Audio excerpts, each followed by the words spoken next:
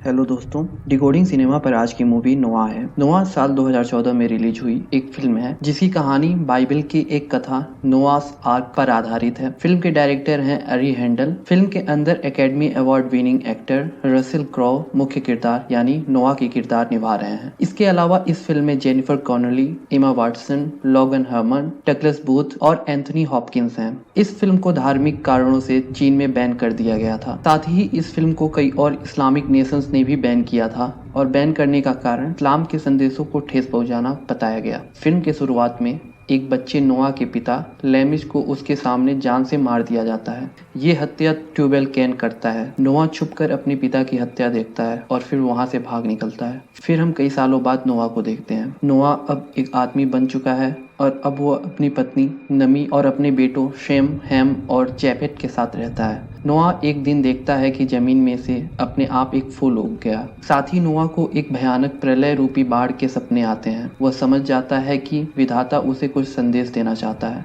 नोआ अपने परिवार के साथ अपने दादाजी मैथुसेला के पास जाने के लिए निकल पड़ता है। रास्ते में उसे कुछ हाल ही में मृत लोगों की लाशों का ढेर मिलता है जो शायद किसी विस्फोट से मरे थे। वहाँ उन्हें एक छोटी बच्ची इला मिलती है जो कि घायल अवस्था में थी। इला के पेट पर घाव रहता है जिसका नमी दवाई करके इलाज करती है। नमी नोआ को बताती है कि इला कभी मां नहीं बन पाएगी। नोआ अपने परिवार और इला को अपने साथ लेकर आगे बढ़ता है। उनके पीछे हथियारों का एक जत्था पड़ा रहता है। नोआ और उसका परिवार वॉचर्स की शरण में जाता है। दरअसल वॉचर्स पहले प्रकाशमान देवदूत रहते हैं। वे विधाता की मर्जी के खिलाफ धरती पर आकर इंसानों की मदद करते थे। चूंकि इंसानों ने धरती को केवल नुकसान पहुंचाया है, इसलिए विधाता ने वॉचर्स को धरती पर ही कैद कर दिया। उनका चमकता शरीर अब पत्थर का हो गया। वॉचर्स पहले तो नोआ पर भी हमला करते हैं क्योंकि उन्हें इंसानों से नफरत हो गया होता है, मगर अब नोआ बताता है कि वो किस परिवार से है और वो अपने दादाजी से मिलने जा रहा है। तो वॉचर्स उसको मारते नहीं मगर वैसे ही छोड़ देते हैं। लेकिन एक वॉचर्स को नोआ में उसके पूर्वजों की झलक दिखती है और वो उसे दादाजी के पास ले जाता है। जब नोआ अपने दादाजी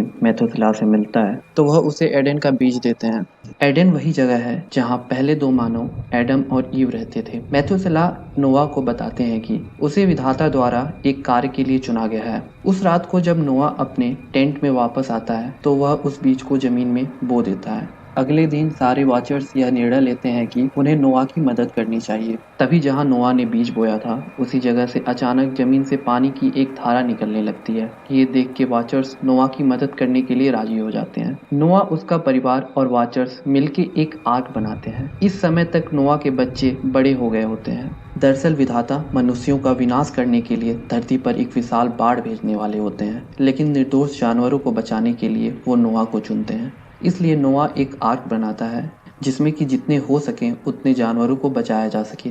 हम देखते हैं कि हजारों की संख्या में जानवर आके आर्क में घुस जाते हैं। सबसे पहले पक्षी आते हैं, फिर सांप और बाकी कीड़े मकोड़े, फिर बाकी गाय भैंस और बाकी अन्य जानवर। इसी बीच ट्यूबल कैन अपनी सेना के साथ नोआ पर हमला करके आर्क को हथियाना चाहता है, लेकिन विशाल वॉचर्स को देख के वे वापस चला जाता है और अपनी सेना को तैयार करता है, हथियार बनाता है ताकि वो इस विशाल वॉचर्स की मुकाबला कर सके। आर्क के पूरा बनते बनते सभी प्रजाति के जानवर, जीव जंतु उसमें आ चुके होते हैं। नोआ और उसके परिवार वाले सभी जानवरों को एक विशेष धुएं की मदद से बेहोश कर देते हैं ताकि वो सब बिना एक दूसरे के नुकसान पहुंचाए आर्क में सुरक्षित रहें। शेम और इला एक दूसरे से प्रेम करते हैं, मगर नोआ के दो बेटे और हैं और उनके लिए भी साथी ढूंढना जरूरी था। अपने दोनों बेटों के लिए लड़कियां ढूंढने के लिए नोआ पास के जंगल में लगे ट्यूबल कैन की बस्ती में जाता है। वहां वो देखता है कि लोग खाने के लिए अपनी बेटियों को बेच रहे हैं। लोग एक दूसरे के मांस के लिए प्यासे हैं। ये सब देख के नोआ बिना लड़कियां लिए वापस आ जाता है और समझ जाता है कि विधाता दरअसल पृथ्वी की सुरक्षा के लिए सारी मानव जाति को ही खत्म करना चाहते हैं और ऐसा करने के लिए उन्होंने नोआ को चुना है। वो अपने परिवार को बता देता है कि जो प्रलय आएगी उसके बाद वो आखिरी मानव बचेंगे और उनके बाद कोई नई पीढ़ी नहीं आएगी। हैम ये सोचकर परेशान हो जाता है कि उसे सारी जिंदगी अकेले रहना होगा क्योंकि उसके पिता उसके बाद कोई नई मानव पीढ़ी नहीं आने देना चाहते।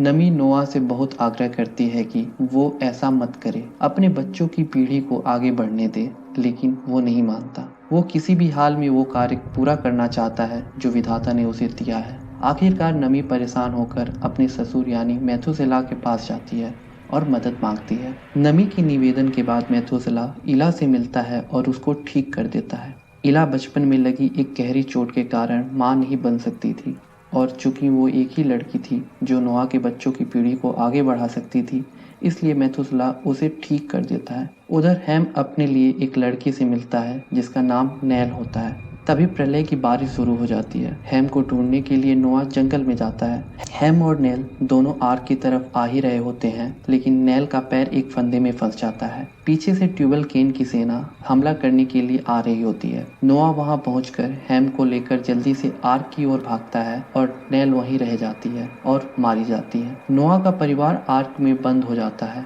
और बाहर वॉचर्स ट्यूबल केन की सेना से लड़ रहे होते हैं। एक एक करके सारे वॉचर्स धराशायी होते हैं और विधाता उन्हें वापस अपने घर बुला लेता है। इसके बाद धरती फट जाती है और सभी कुछ जलमग्न हो जाता है। ट्यूबल केन जैसे तैसे आर्क की दीवार में छेद करके अंदर घुस के छुप जाता है। आर्क को छोड़कर सब कुछ नष्ट हो जाता है और आर्क पानी में तैरता रहता है। नोआ अपने परिवार को समझाता है कि उन्हें एक दूसरे को दफन करना होगा ताकि धरती से मनुष्य खत्म हो जाए और धरती पुनः हरी भरी हो जाए। हैम अपने परिवार पर नाराज रहता है क्योंकि उन्होंने नेल को मरने के लिए छोड़ दिया था। वो जानता है कि ट्यूबल केन आर्क पर है, लेकिन वो किसी को नहीं बताता। तभी पता चलता है कि इला गर्भवती है। ये खबर मिलते ही बारिश रुक जाती है। नोआ बारिश के रुकने से ये समझता है कि विधाता उससे मानव जाति को पूरी तरह खत्म करवाना चाहता है। नोआ ये ऐलान कर देता है कि यदि इला का संतान एक लड़का हुआ तो उसे छोड़ देगा ताकि उसकी मृत्यु के बाद मानव जाति खत्म हो जाए, लेकिन अगर इला का संतान एक लड़की हुई तो नोआ उसे मार देगा क्योंकि वो बड़ी होकर फिर एक इंसान को जन्म दे सकती है।